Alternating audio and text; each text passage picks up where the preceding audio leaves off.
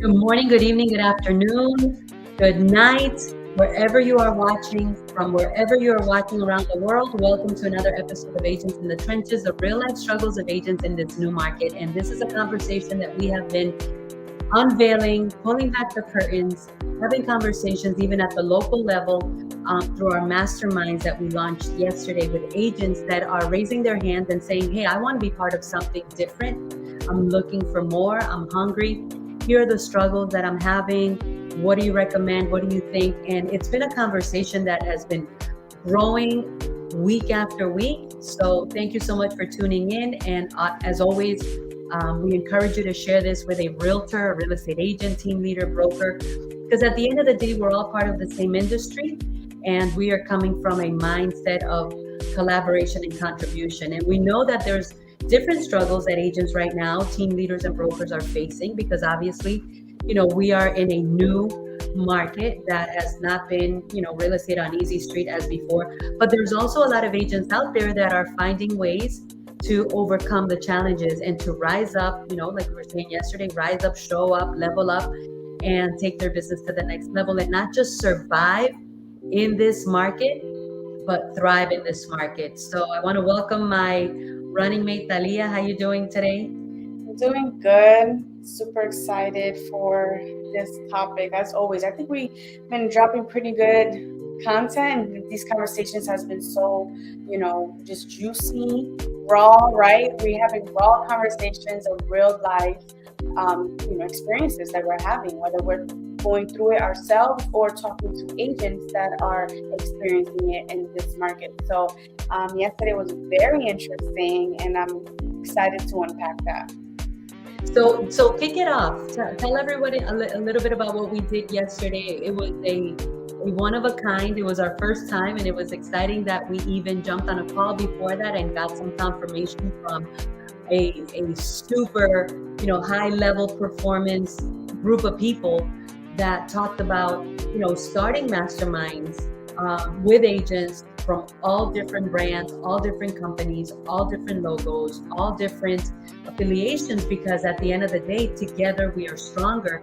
And we just happen to have thought of putting that together. I had said to you, listen, why don't we just bring all these people that are raising their hands, right, that are wanting to know more about our open house project? Why don't we just bring them in? Let me do a mastermind with them, and let's really dig deeper and open up some interesting conversations. And so that's exactly what took place yesterday. It was totally organic and unplanned, but it turned out to be so enlightening and so empowering. So tell everyone a little bit about what we did yesterday. Yeah, so we got a small intimate group of real estate agents, and the dynamic between these agents were very, very different, right? We had one person who recently took the class and hasn't really done anything yet.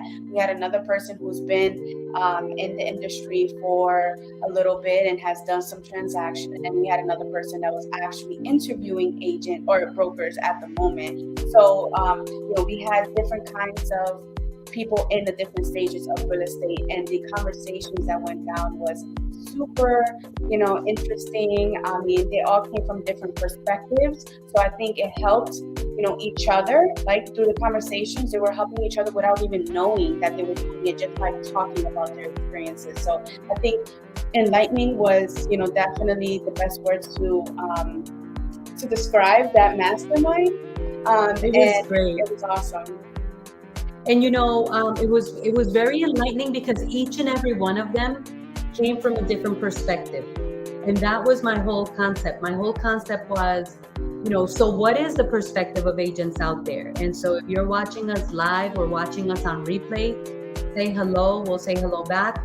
But that is what I am curious about. What exactly is the temperature of the real estate industry in each organization. I can only speak for my organization and the level of, huge collaboration and contribution that we receive from our business partners, but what's happening in other places. And, obviously we are not going to divulge names, and we're not going to divulge, companies, brands, or anything, because this is not intended to, bash anyone or to really judge anyone, but it is a fact. So it is a fact that agents are going through struggles. It is a fact that, brokers and team leaders are right now in an ocean of redness, right? A red ocean of challenge, and what do we do? And then how are the agents navigating? For me, the most enlightening part that I got yesterday from this group of agents that showed up and these conversations that we had yesterday was, the agents are having to fend for themselves. And at the end of the day, here's the question: do agents really know what they need to survive in this market? Do agents really know what they're looking for? What was your thoughts on that? What did you get out of it? Because I know what my perspective was as I was hearing their stories. So one of the agents mentioned something yesterday that they gave an analogy as far as what it feels like to go into this real estate industry. And she mentioned that it felt like a new kid at school, just lost in the shuffle. And I thought that was so powerful when she said that, because we all experience that moment, one way or another. So the fact that she related that experience to that analogy, it was like, wow, she felt like she was lost in the shuffle. She's a new real estate agent coming in from a background that has nothing to do with real estate. So of course the language, what to do, how to do it is unknown. So we can, unpack on that a little bit, Well, she's in the business. So when we say new, let's describe new. I mean, she's been in real estate over a year and a half. She has put several deals together. So, in our industry, new is like you've been doing this less than 3 months. So, I mean, she's already gotten her feet wet. And she was onto her second company. Okay, this agent was onto their second company. And even with that, I could sense I'm still not getting what I feel is going to help me thrive in this market or in my career. And one of the things that I know from being a professional recruiter, because I started learning how to recruit in 2012, and I don't recruit any longer because I realized that that's the traditional way of growing. Recruiting doesn't work. Honestly, and I'll go head to head with anyone, recruiting traditionally doesn't work. And I can prove it because part of the conversation yesterday with one of the agents that is brand new, right? And he also raised his hand. He reached out to us and said, hey, I've been seeing, I want to know more about what you're doing and how you guys are doing it. And he said, I asked him, I said, so how is it going out there? What are you finding? He says, everybody says their company is number one. Yeah. And that's the truth about recruiting. Recruiting is so, oh my gosh, it's broken. The recruiting model is broken, and I think agents are getting savvy enough to understand that, okay, so everybody's company is number one, so who am I going to pick? But speaking with this other agent, I did also feel her pain when she said, I feel like a new kid at school. Everybody's telling me, and here's the other thing I found interesting is like, so does your company offer mentorship? Does your company offer, formal mentorship? And the answer was, oh yes. Everybody tells me, if you have a question, let me know. I'm like, since when is 411, right? Get information or raise your hand if you have a question, formal mentorship. So I really think that it comes down to the waters are lowering and we're starting to see a lot of nakedness and people are starting to feel a lot of the pain.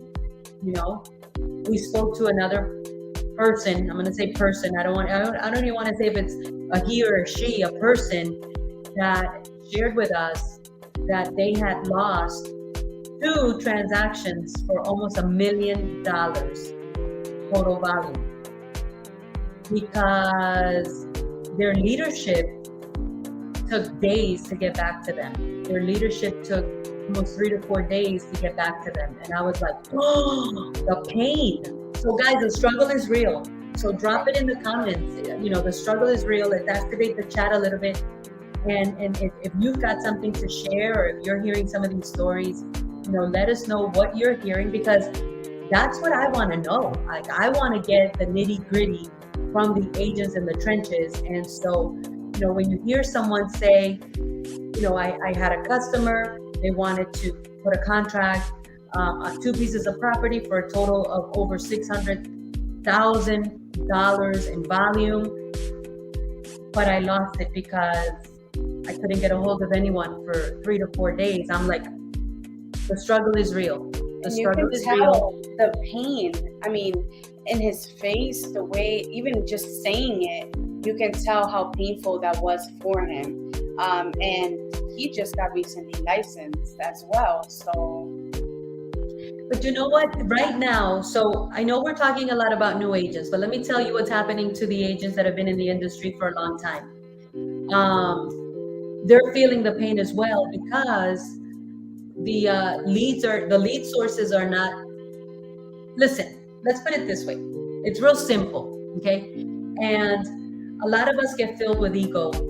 And when you ask someone, so how's business? Oh, it's good, everything's good. We already know that interest rates took away a large portion of the first-time home buyer market, okay? We already know that the ratios, the LTVs, the loan-to-value ratios and the income ratios, and are not meeting. The ends are not meeting. So that's a challenge. We already know that a lot of the top listing agents are ending up with inventory sitting there because the prices, are not where the sellers wanted. And even if they could get the prices they wanted, the seller's question is, where am I going to go next? Where am I going to go next? And how do I know this? Because you and I got in the trenches in the month of January, February. We were having conversations face to face, nose to nose, toe to toes with for sale by owners and expired, right, Talia? Yeah. And that's what they were saying. Listen, my listing expired, but I can't get the money I was expecting to get from it before. So right there, we lost another large segment of the market. And then you have for sale by owners that are also in the same boat. I'm not able to get the amount of money that I wanted to get on my property. And even if I did, where am I going to go next?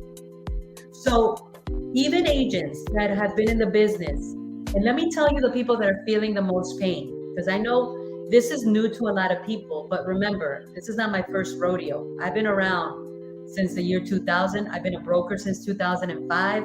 I survived the horrific 2008 market crash. So the people that are hurting the most are the people that got into real estate. I'm going to tell you exactly when. 2018, 2017, and now. Because they got spoiled to not needing a lot of skills to put deals together.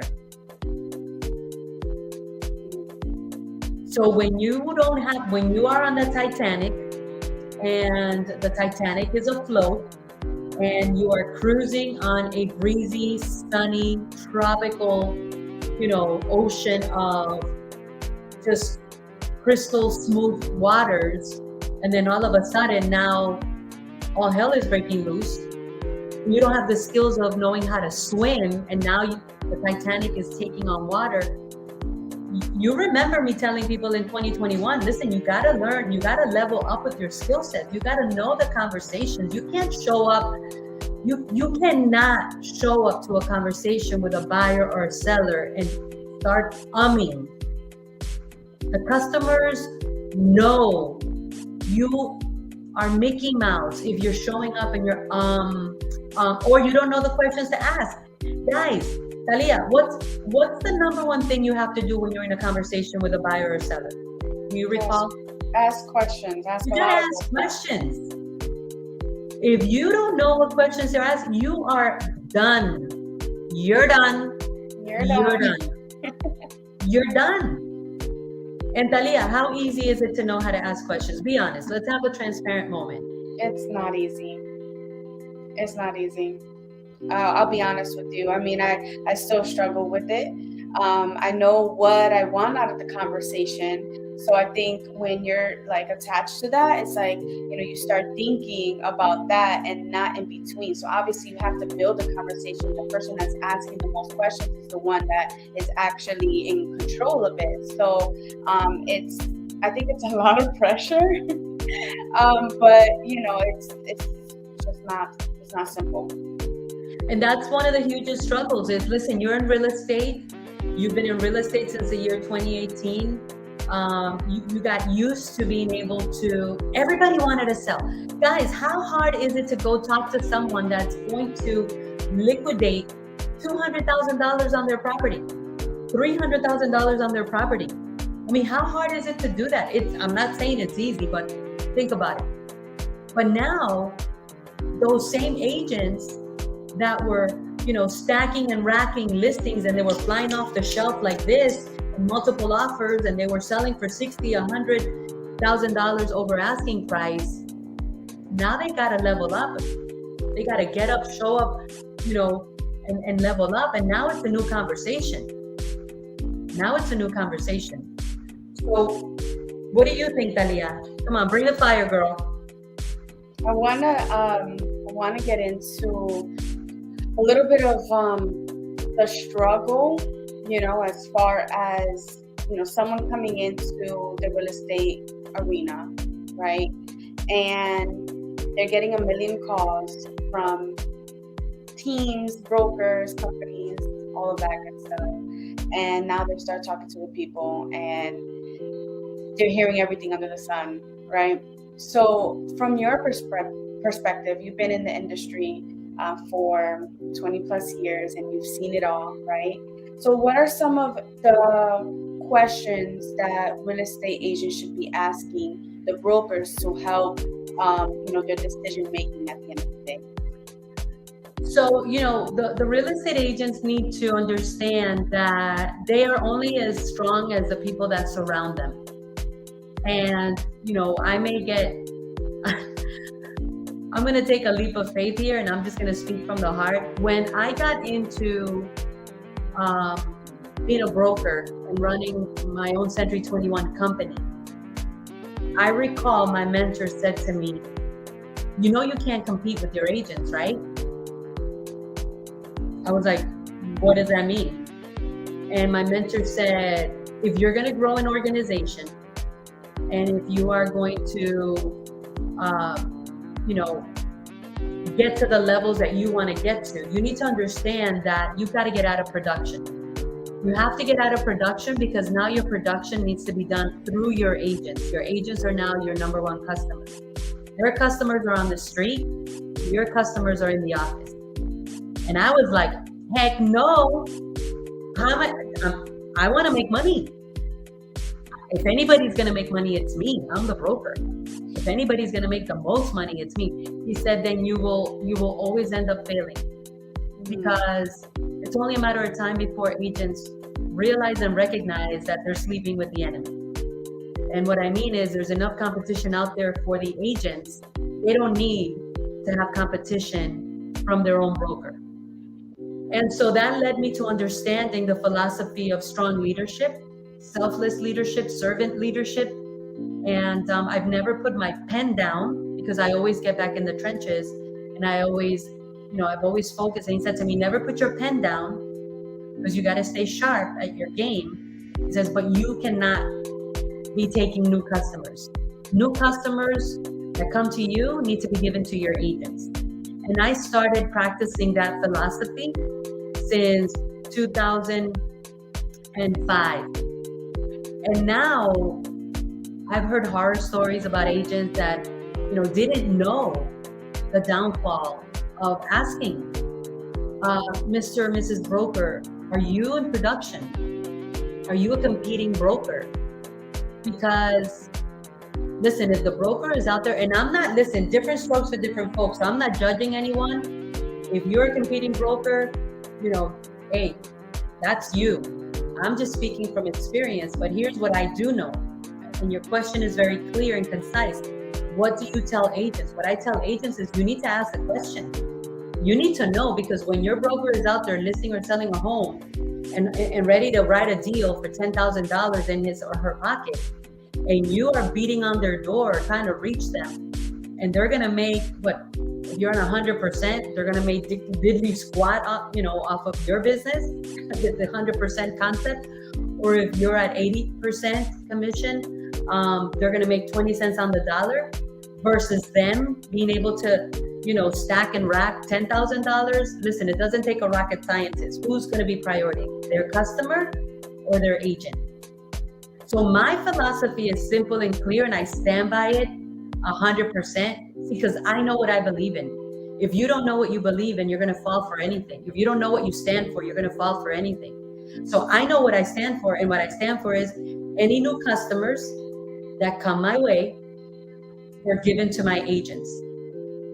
My friends and family, I decide what I do with them. Or, my past customers, I decide what I do with them. But normally, I still work them with my agents because there's not enough of me to go around. So the answer is clear. Ask the tough question. Mr. or Mrs. Broker, are you the top agent in the company? Because a lot of companies, the broker is the top agent. Ask the tough question. That's, for me, that's priority. Because you can't expect to be a priority if your broker is treating you like an option. I'm sorry. Yeah. If you are an option, you can't expect to be treated as a priority. So that's a very important question. The other question that I would tell every agent, and you know what? Let me tell you something. Go back and re-interview your broker. If you didn't know this, right? Because you don't know what you don't know. If you didn't know this, go back and have a re-interview with your broker. Sit down and say, hey, can we have a do-over? Can we have a do-over? Because I know you told me you were going to do this, that, and the other. I'm not feeling it, or I'm not seeing it, or I'm lost. Feel free to go back and have a do-over with your broker, with your team leader, with your leadership. Why not? So that's my answer. I love that answer. And for me, it makes a lot of sense. I mean, I've never been a broker, but it makes a lot of sense when you're trying to create a culture and a team of people who are all striving to the same goal, right? You wanna encourage these people, right? You wanna pour yourself into these people, so like that, at the end of the day, they feel like I can lean on my broker for help. My broker is not competing against me; they're helping me succeed in my business. And I can tell people from firsthand. I mean, yes, you've given me some of your leads, right, to work on, and that, from my perspective, is, it's priceless. Like, you are actually helping and aiding in my success, right, by doing that. So I feel more empowered, more encouraged to go ahead and work that lead as best as I could, and lean on you for help and support, and bring it to the closing table. So I love that answer. I think that's really good. And then you also mentioned something yesterday that I wrote down, and because one of these agents mentioned on how everybody has the best training, the best whatever, and then you had asked, you're like, okay, so did you ask them what are they going to do with that training to help me succeed, or to help me implement? Because training stops there. If that person isn't helping you, implement and show you how to do it, how to take that information and actually put it into action, then it's all on you, right? So you asked that question, and that the person didn't. They were like, no. So then that's when you went ahead and you were like, okay, well, I think you need to go ahead and re-interview your broker, because that's important, and maybe that's where the gap is. And if you're not able to, then that's up to you on what you want to do. Yes. And that's one of the biggest struggles is, you don't know what you don't know. And then the other thing is, every time an agent changes offices. And so here's the thing, you got to find the right fit. So that's why I say traditional recruiting doesn't work. Trust me, I did it. You got a license, you got a pulse, you're hired. You got a license, you got a pulse, you're hired. And that traditional recruiting does not work. Right now, the most important thing is, okay, am I aligning with the right business partner? Yesterday I asked these people, I said, do you consider yourself a business partner? Do you consider your leadership your business partner? And they were looking at me like I had 5 heads. Because at the end of the day, when you are in business with someone and your profit is being shared, that is a partnership. Now, by the same token, I've got to give my fellow brokers, some backing. And you also have to make some tough decisions, man. If people are not coachable, if they're not trainable, if they're just gimme, right? If they don't even respond to your messages when you call them, if they want to treat you like you're their hostage, like you're their secretary, you call me, I don't have to answer, but when I call you, you got to be at my beck and call. Listen, you got to pull the plug. That is a one-sided, lopsided, toxic relationship. That's not going to work. And that's the struggle in our industry, is that traditional recruiting is all about, you got a license, you got a post, you're hired, and the agents don't know what they're looking for, right? So everybody's number one, but yeah, are you number one for me?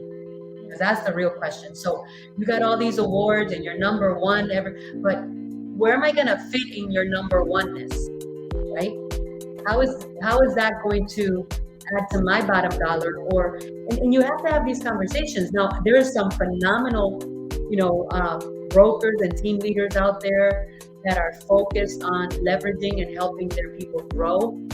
That's a healthy relationship where it's a mutual beneficial, mutually accountable, mutually, prosperous relationship. Like, I'm here for you, but you show up for you and for me, because otherwise, a lot of brokers, are going through the pain of having a lot of agents, but they're the ones being held hostage. That's the honest truth. Listen, I've been there, I've done that. You're hostage to the agents that are just gimme, and at the end of the day, the moment you don't come through for them when they expected, how they expected, then, you could have done 20 things right, but you messed up once, that's it. So culture, what is the culture of the organization you're part of? Are you a contributing factor to that culture? Are you a collaborator to that culture? Is it a win-win relationship? Are you sleeping with the enemy? Are you an option? It goes both ways. Are you an option, or are both of you a priority to each other? Is there mutual respect and trust? These are conversations that need to be had. I don't know. Somebody's waiting for an invitation. You don't need an invitation. Send a text and say, we need a do-over. We need a do-over. Let's have a heart-to-heart, right? Candid conversation. So how exactly is this a win-win for both of us? How are we mutually accountable? How are we mutually prospering from this? And how are we going to mutually benefit? Because this is a partnership. This is supposed to be a partnership. Yeah, I think it definitely has to be a two-way street, where the agent has to come halfway and the broker also has to come halfway to meet in the middle. So if you are an agent, you feel like you're in the halfway point and your broker isn't meeting you, in the middle, then you need to have another conversation. And then vice versa for the broker. If you're putting your whole everything into your agent and they're not performing, then that's another conversation that you can have. So I agree with that. And then if you guys are aligning with the values and the culture and everything, then it's just a no-brainer. But if not, then definitely redo that interview for sure. Absolutely. And every time an agent changes companies, they lose about 35% traction in their business. So it's not easy. It's not easy, and that's why knowing the questions to ask So like even if someone's watching this and you want Talia to send you, the 10 questions that you need to know before hiring a broker, I'll give it to you. I'll send you my list of 10 questions, because at the end of the day, like I've always said, listen, I've been in this community, in this industry for 23 years. God has been good to me. I don't work for money now. I work for freedom, and I want to build, right, an organization. But more than the size of the organization, it's the culture of the organization and the lives that I can touch, the people that I can help change, the Lucy's that I can help, develop, right? Whether you're a man or a woman, you could be more than a Lucy, right? Because I've accomplished a lot of things, but there's so many more things accomplished, and I feel that the sky is not the limit. So if you're feeling the struggle, if you're feeling the pain of, okay, I'm in an organization, I'm in a company where, like these people have mentioned, I'm losing deals because I can't even reach my broker. I feel like a lost student in middle school, with the big students, and I just showed up to remember when you would show up as a little kid, even to high school, you were in 10th grade and seniors are walking by and you're like just looking at them like, oh my God. It was terrifying. Right. So if you're feeling that pain of being lost in the shuffle, if you're someone that's on to your second or third, oh my goodness, listen, I worked at one company. I grew with that broker because he helped me grow. He understood the power behind leadership, servant leadership. But I see agents hopping around from company to company. Every time you hop around, you are sending your customers a message. There's a message that we are sending out. So before you make a move, if you want those questions that I put together back in, because listen, no one's going to reinvent the wheel, right? And they're powerful questions that you need to know. So if you want a copy of those, drop your phone number there in the chat, Talia, where people can reach you, and we'll send you the copy. Just because at this point in my career, I want to make an impact. I've had the 100+ agents. I've had the multi-million-dollar, the awards, the name, the prestige, the fame, all that stuff. You know what? At the end of the day, I'm going for purpose and for mission, and I'm having fun doing it. And I have found a new way to relaunch, rebuild, and I'm enjoying it. I call it that second mountain of success.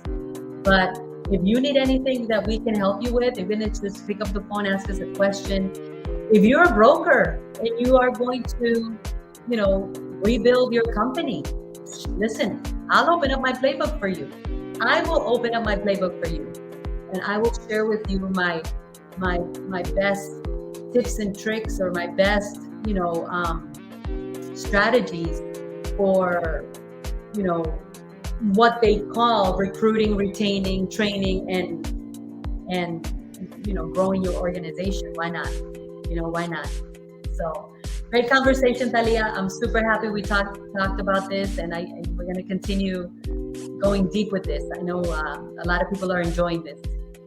Yes, I'm super excited. This was amazing. And I just want to thank everyone for watching. So I did put my number below. So if you want those 10 questions when you're interviewing brokers, go ahead and reach out to me so I can send that to you.